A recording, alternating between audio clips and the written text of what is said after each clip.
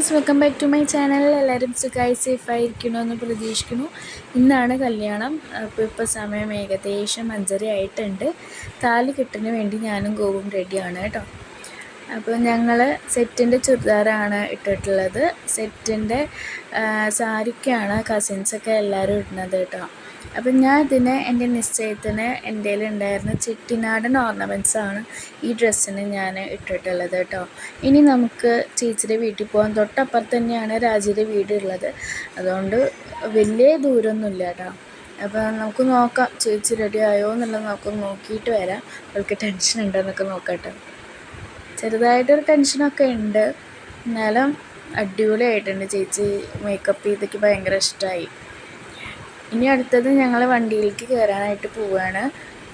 വണ്ടി വന്നിട്ടുണ്ട്, അപ്പോൾ ഞങ്ങൾ അങ്ങോട്ട് നടക്കുകയാണ് കേട്ടോ. അങ്ങനെ ഗുരുവായൂർ അമ്പലത്തേക്ക് എത്തിയിട്ടുണ്ട്. ഇനി ഞങ്ങൾ അവിടെ കല്യാണ മണ്ഡപത്തിൻ്റെ അവിടേക്ക് പോവുകയാണ് കേട്ടോ. ഞങ്ങളെല്ലാവരും കൂടിയിട്ട്, കസിൻസ് മാത്രമേ ഉള്ളൂ. ബാക്കിയുള്ളവരെല്ലാവരും സെറ്റ് മുണ്ടും സെറ്റ് സാരിയാണ് ചുറ്റിയിരിക്കുന്നത്. ഞാനും ഗോവും മാത്രമാണ് സെറ്റിൻ്റെ ചുരിദാർ ഇട്ടിരിക്കുന്നത് കേട്ടോ.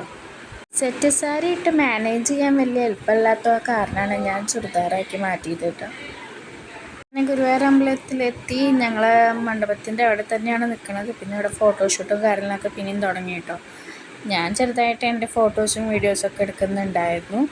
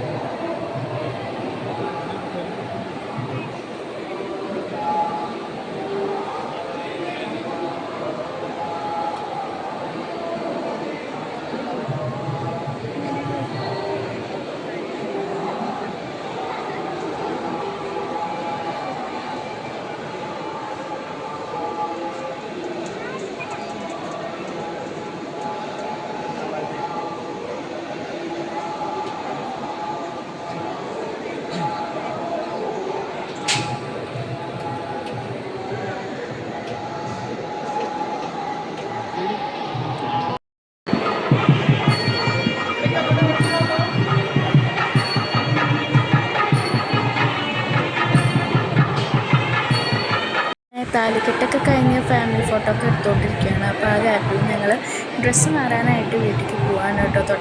തൊട്ടപ്പുറത്തല്ല, വീടടുത്തായതുകൊണ്ട് നമുക്ക് ഓഡിറ്റോറിയത്തേക്ക് പോകാൻ വലിയ ദൂരമൊന്നും ഉണ്ടായിരുന്നില്ല. അപ്പം ഞാൻ ഡ്രസ്സൊക്കെ മാറ്റി, ഞാനൊരു ലാച്ചയായിരുന്നു വാങ്ങിയിട്ടുണ്ടായിരുന്നത്. ലാച്ച എന്നിട്ട് ടോപ്പും പാവാടയും കൂടി മെർജ് ചെയ്തിട്ട് അതൊരു ലോങ് ടോപ്പാക്കി മാറ്റി കേട്ടോ. എനിക്ക് ഡ്രസ്സ് ഒരുപാട് ഇഷ്ടമായിട്ടുണ്ടായിരുന്നു. ഞാൻ പിങ്ക് ഷെയ്ഡായിരുന്നു ഗോബ് എടുത്തിട്ടുണ്ടായിരുന്നത്, ഒരു പീക്കോക്ക് ഷെയ്ഡ് കളറാണ് കേട്ടോ. ഞങ്ങൾക്ക് രണ്ടാൾക്കും ഞങ്ങളുടെ ഡ്രസ്സ് ഒത്തിരി ഇഷ്ടമായി.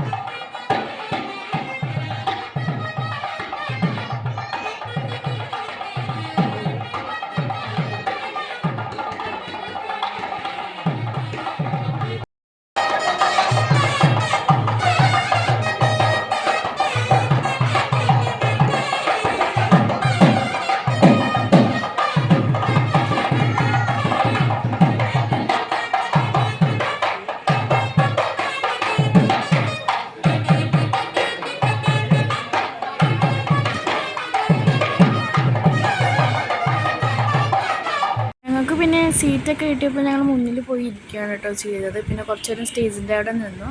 ഇപ്പം അതാ പാലും പഴം കൂടി കൊടുക്കുകയാണ്. ആ ഒരു ചടങ്ങാണ് നടന്നുകൊണ്ടിരിക്കുന്നത്.